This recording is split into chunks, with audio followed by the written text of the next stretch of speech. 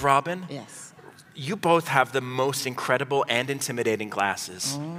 I want yours. And can I tell you the dumbest joke I handcrafted for you all today? Okay. I'm worried you're gonna needle me for being a pill, but we'll see. Let it catch up, that's okay. At least a couple of you, the rest are like, we hate him. Huck a soup can. Now, can you tell me something about you I wouldn't normally know?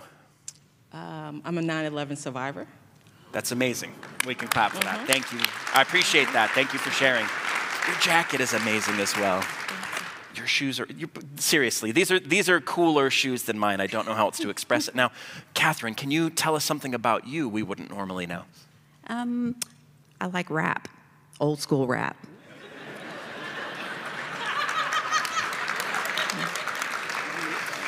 Now, how old school are we talking? Well, Sugar Hill Gang.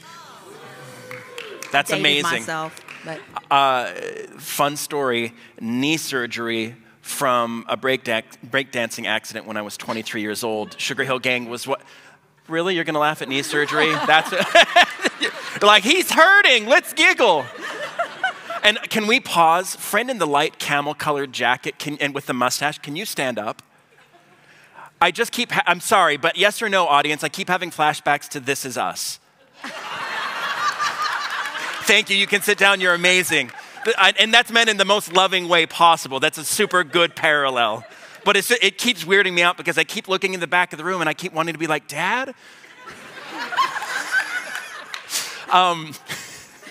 So you two collectively have 4 digits. Do you remember kind of the number that you both structured and created there?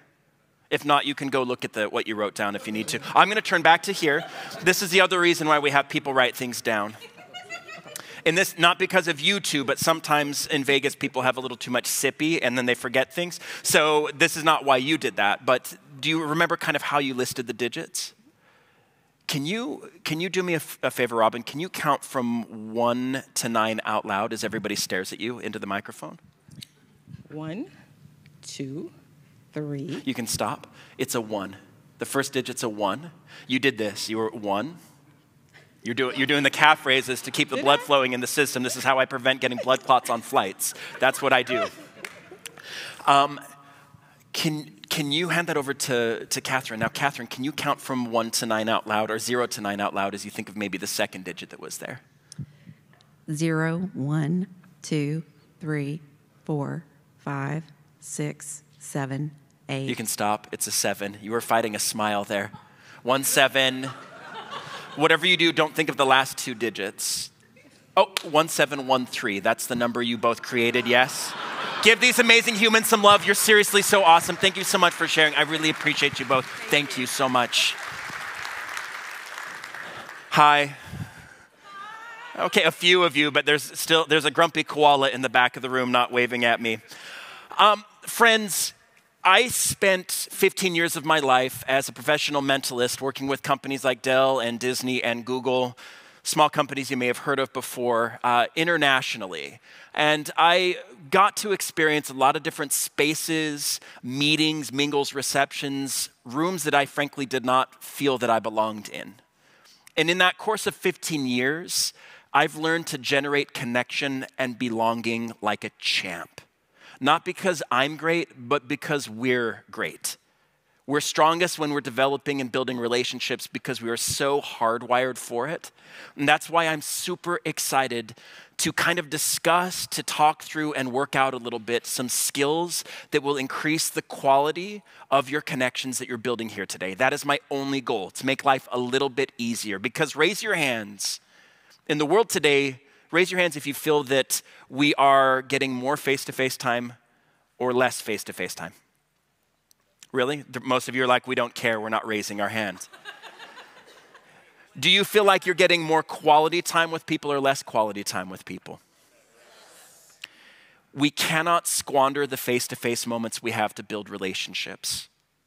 The tough thing about virtual spaces is they're great at maintaining relationships that are already extant, but they don't do well at establishing new relationships. So I want to help you supercharge things for today so that you can create more connections, more belonging, more community, more service for each other than you've imagined possible.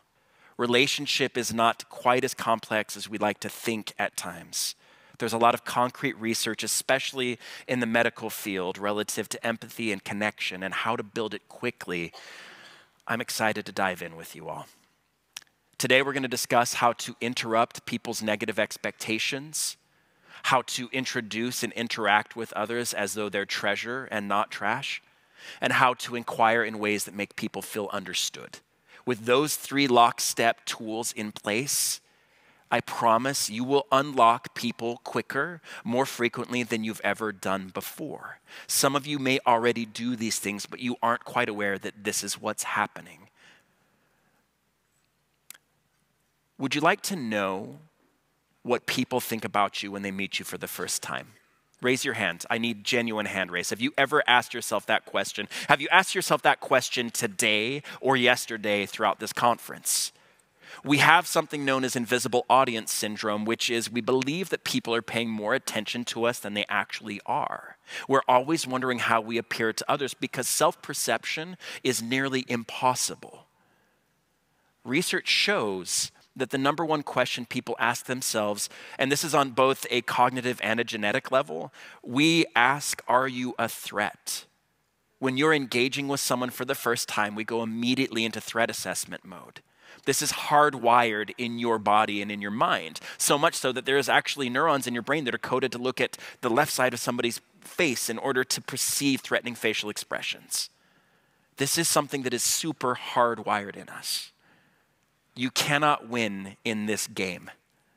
I cannot prove to you in a short period of time that I'm not a threat. And in the world today, all we have is short periods of time. We may have 30 seconds to 3 minutes to build a relationship, to foster a relationship, or to create lean in from the people we're connecting with. And so if I approach someone and I try to prove to them that I'm not a threat, that's a process of weeks or months, or in some cases, years.